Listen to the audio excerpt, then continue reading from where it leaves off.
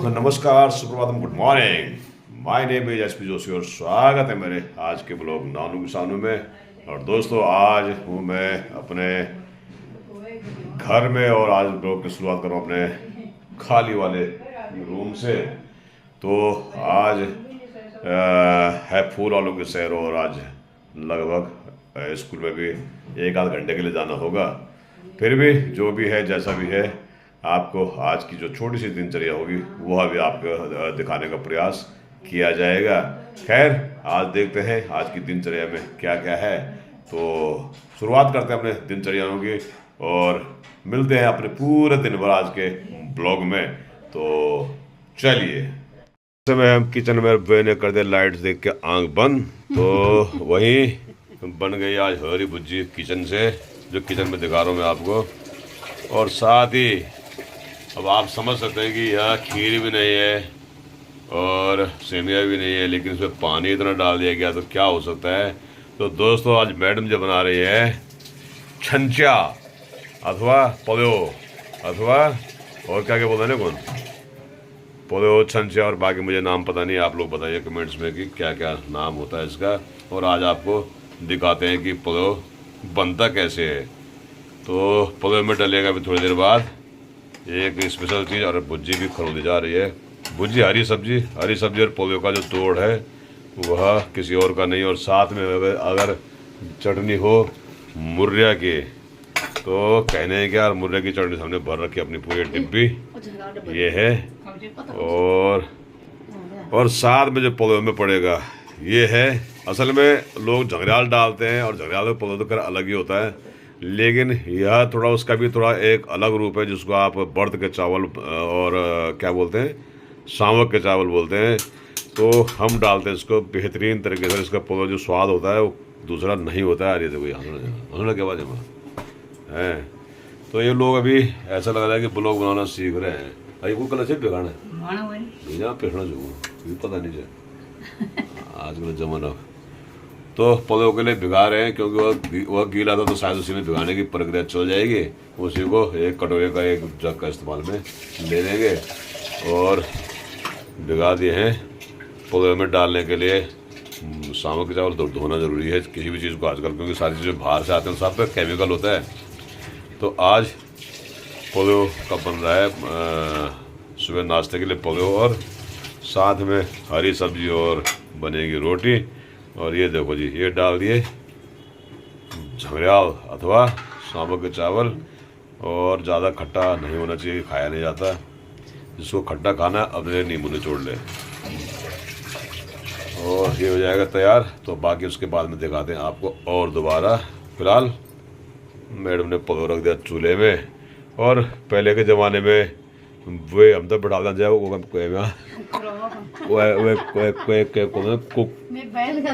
है चुल का नाम बोले। और जबर समझ आ कि जब तक थड़को नहीं जाता खरोला रहा बोल। सबसे बड़ी सजा होनी चाहिए। और कल बाहर जाए नहीं सके आंचे वहाँ तो तब भी चाहते हलो पर वो कि पता नहीं लोड़ फालतू ना बैठो कहीं भी तरह से फालतू ना बैठो ना।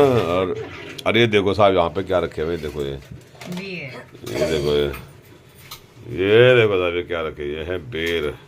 और बेर इतने बड़े बड़े हैं कि 4 ही बेर आधा किलो के हैं ये। तो बताओ, ये त्याड़ो ना बेर छोटे छोटे दोनों, स्वाद लेकिन ऊपर बढ़ेगा। तो खैर ये है पोलो हो गया, रख दिया चूल्हे में। अब जैसे उबलेगा तो फिर आपको फिर बताते हैं इस पोलो की आगे की कहानी।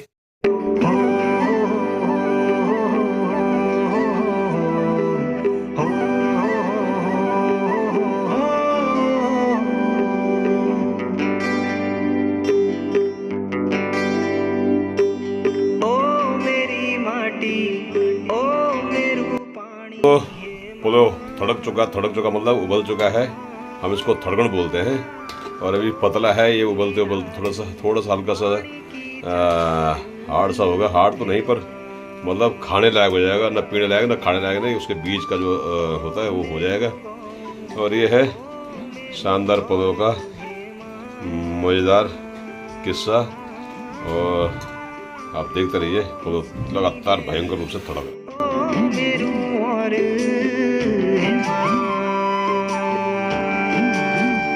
सब खुदेणी होली सब खिजानी होली ओ माँ ओ ठंडी धार पानी की छलार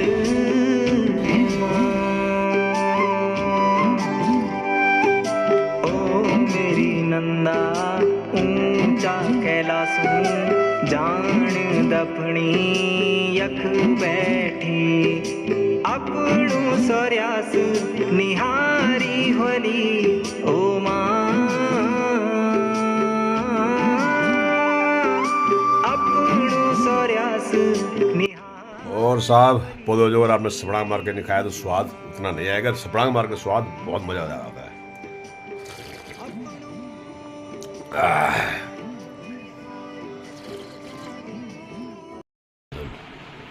ये आज फिर वर्क फ्रॉम होम है तो भाई साहब बैठे हुए आज आराम से सोफे में, और सोफे में बैठ के काम हो रहा है। और दिल्ली में है ग्रैब टू लागू, जिसमें कंस्ट्रक्शन और तोड़फोड़ मना है, लेकिन कौन मानता है। जब सरकार का सहयोग हम नहीं करेंगे तो कौन करेगा। इसी कारण से पॉल्यूशन भी बढ़ रहा है और लोगों को दिक्कतें भी झेलनी पड़ रही हैं।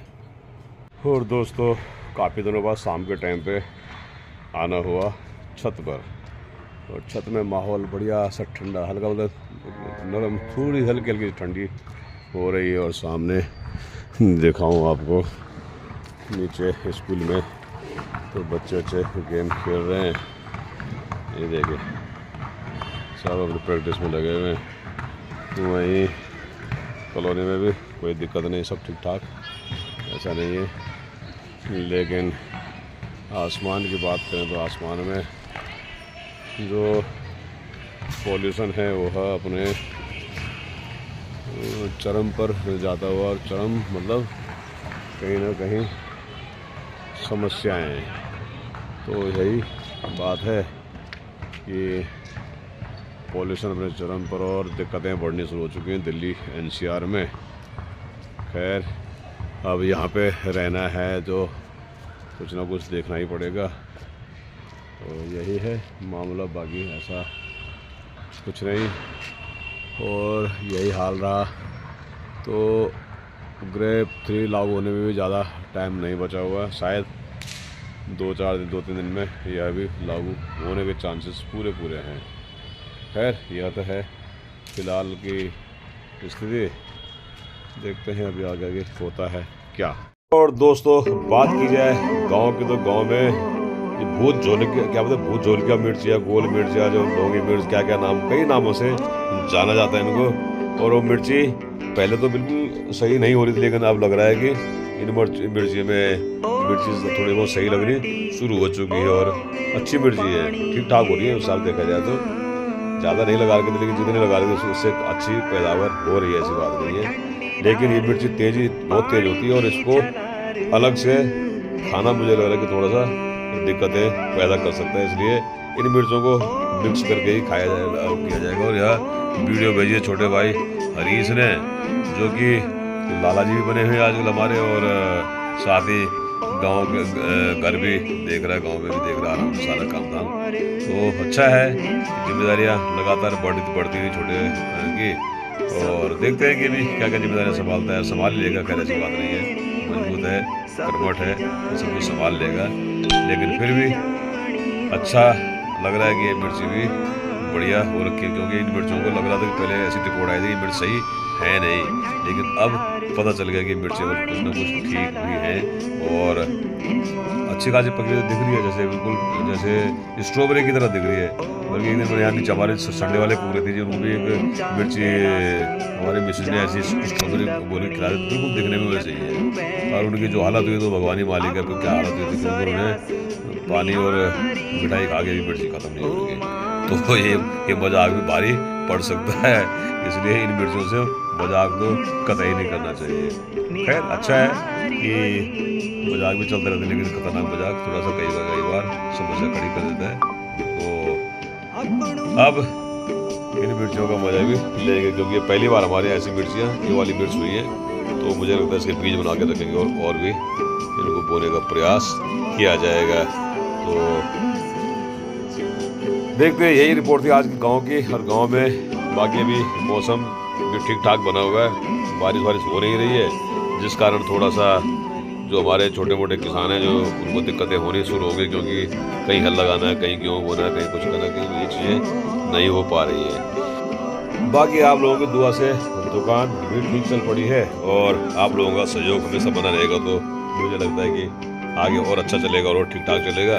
क्योंकि हमारा उद्देश्य ठीक है, स्वरोजगार तो है ही है, उसके बगैर तो गुजारा भी नहीं है, क्योंकि और लेकिन सेवा है और साथ में लोगों का सम्मान भी हो, इसी तर्ज पर हम चल रहे हैं। और इस बार गैद भी नहीं हुए, तो इस वजह से इस बार गैद के लिए कोई आवेदन ना ही करें तो बेहतर है दोस्तों। और अभी मैं थोड़ा सा अभी एक न्यूज़ पोर्टल है हमारे भाई साहब का, उनका एक न्यूज़ पोर्टल पढ़ रहा था मैं, तो उसमें लिखा गया है कि दीपावली 1 अक्टूबर को 1 नवंबर को मनाई जाएगी, 1 नवंबर को मनाई जाएगी। कारण उसमें लिखा गया है कि, लेकिन मेरी समझ में ये बात नहीं आई कि आज तक हमारे जो शंकराचार्य हैं या ज्ञानी पंडित कहे जाने वाले अपने कही हैं, बल्कि मूल स्तंभ तो हमारे शंकराचार्य ही माने जाने चाहिए, और वही कोई फैसला देते नहीं है। आज तक ये समझ में नहीं आया है कि उनका कार्य क्या है। हाँ, वो राजनीतिक टिप्पणियाँ उनकी मैंने कई बार देखी, कई बार मैंने ऐसी व्यवस्थाएँ देखी हैं कि जो कि, लेकिन उन्होंने कभी भी हमारे जो हिंदू धर्म में जो दुविधाएं पैदा होती हैं उनको दूर करने का प्रयास कभी नहीं किया। मैं आज तक नहीं समझ पाया हूँ कि यह परिस्थितियाँ क्यों हैं। यह परिस्थितियाँ क्योंकि कोई बोल रहा है 31 अक्टूबर को, कोई बोला 1 नवंबर को दिवाली है। अब लोग करें तो करें क्या, 2 दिन तो मना नहीं सकते। और कम से कम तर्कों का संज्ञान लेकर कम से कम इन्हें कुछ तो वो करना चाहिए। जो हमारे धर्माचार्य हैं, ख़ास तौर पर मैं तो शंकराचार्यों की बात करूँगा, क्योंकि हमारे शंकराचार्य माने जाते हैं, उनकी व्यवस्था होनी चाहिए, उनका तरीका होना चाहिए, उनका एक होना चाहिए कि भी हमारा जो भी त्यौहार है उसका एक पूरा वार्षिक कैलेंडर जारी करें और उन्हीं को माने। सरकार भी उन्हीं की छुट्टियाँ करी। अब एक देखिए, जो इनकेस 1 नवंबर को दिवाली होती है तो 31 अक्टूबर को सरकारी अवकाश है। सोचिए आप, एक मतलब कितना एक अपने आप में कितना वो है कि एक मजाक का सा पात्र लगातार बनता जा रहा है हमारा एक जो धार्मिक त्यौहार, हमारे जो त्यौहार हैं, हमारे जो भी चीज़ें हैं। हर बार देखता हूँ 2 आते हैं, हर बार ऐसे। अभी जो श्राद्ध चले, श्राद्धों में वैसे हुआ कि एकादशी अगले दिन है, पहले दिन है, दूसरे दिन है, पता नहीं। मतलब कोई एक ऐसा कैलेंडर नहीं है, पूरा एक पंचांग ऐसा नहीं है कि जो मतलब 2 पंचांगों दोनों में अलग अलग बातें लिखी होंगी। इन पंचांगों को आखिर व्यवस्था देता कौन है और किन तर्कों पर, किन आधारों पर दिया जाता है। मुझे लगता है कि इस विषय पर सबको सोचने की आवश्यकता है, क्योंकि व्यवस्थाएं यह नहीं है। व्यवस्थाएं यह है कि यहाँ इससे हमारे जो धर्म की जो है ना कहीं लोगों में एक समस्याएं पैदा होती हैं और लोगों के लिए भ्रांतियाँ पैदा होती हैं, जिस कारण से लोगों को लगता है कि हमें ये जो भी चीज़ें हैं थोड़ी सी इन चीज़ों पे सोचने की आवश्यकता रहती है उनको बार बार। अब मेरी समझ आती है कि जब सोचने के लिए हमारे धर्माचार्य हैं, हमारे शंकराचार्य हैं, तो उसमें आम पब्लिक को इतना दिमाग लगाने की जरूरत थोड़ी ना है कि हम किस दिन त्यौहार मनाएंगे। 2 त्यौहार आना ये हमारे धर्माचार्यों और शंकराचार्यों की कमी के कारण हो रहा है ऐसा, ताकि क्योंकि सब कुछ निर्भर हमारे ज्योतिष विज्ञान पर है। जो अगर उसको ही सही तरह से नहीं चला पाएंगे, उसी का सही मार्गदर्शन, वही सही लोगों का मार्गदर्शन नहीं कर पाएंगे, तो किस आधार पर हिंदू कैलेंडर को मान्यता मिल पाएगी भविष्य में, किन आधार पर लोग इन चीज़ों को मानेंगे। तो मेरा यही कहना है कि कम से कम हम लोगों को इन चीज़ों के बारे में, इन तर्कों के बारे में सोचना पड़ेगा और कम से कम अपनी आवाज़ उठानी चाहिए कि भाई कम से कम जो हमारे शंकराचार्यों का जो मूल कार्य है, कार्य ही कहूँगा मैं, मूल इस चीज़ के लिए व्यवस्था बनाएं कि कम से कम एक ही त्यौहार के 2 दिन 3 दिन ना हो, लोगों को कन्फ्यूज ना करें, बल्कि एक कैलेंडर बनाएं और जो होगा वही माना जाएगा। इसमें पूरी व्यवस्था, वो भी तर्क के अनुसार ही व्यवस्थाएं बनाएं। तो ये थोड़ा सा मुझे लगता है कि हमें सोचने की आवश्यकताएं हैं। और यदि थोड़ा सा मुझे लग रहा है कि छोटे मुंह बड़ी बात जो अगर कही है थोड़ी सी, तो उसमें मैं अग्रिम क्षमा भी मांग सकता हूँ, क्योंकि यह ऐसा होना नहीं चाहिए कि लोगों को थोड़ा सा भी संदेह अपने इन शंकराचार्यों पर और अपने जो हमारे ज्योतिषाचार्य इन पर हो, क्योंकि हर चीज़ का तर्क होता है और तर्कों का कुतर्क देकर दो त्यौहार करना अपने आप में सबसे बड़ी बुरी व्यवस्था है। और इन व्यवस्थाओं को मेरे हिसाब से सुधारना आज की सबसे बड़ी प्राथमिकता होनी चाहिए, तभी हम दुनिया को सुधार पाएंगे। अदरवाइज़ विश्वगुरु कहने का मतलब ये नहीं कि हम अपने लोगों को नहीं विश्वास में रख सकते, हम विश्वगुरु क्या कहलाएंगे। तो इसलिए कहता हूँ कि थोड़ा सा इन चीज़ों पर ध्यान दीजिए और ध्यान रखना भी चाहिए। तो दोस्तों, आपको आज का ब्लॉग कैसा लगा अवश्य बताइएगा, और यदि अच्छा लगा हो तो लाइक, शेयर और कमेंट्स अवश्य कीजिएगा। और यदि आप पहली बार देख रहे हैं तो सब्सक्राइब करना बिल्कुल भी ना भूलें, क्योंकि यही इस ब्लॉग की खाद और पानी है। बाकी आपके लिए नए ब्लॉग में मिलते हैं कल। आज के लिए इतना ही, और जय हिंद, जय उत्तराखंड, जय यमकेश्वर।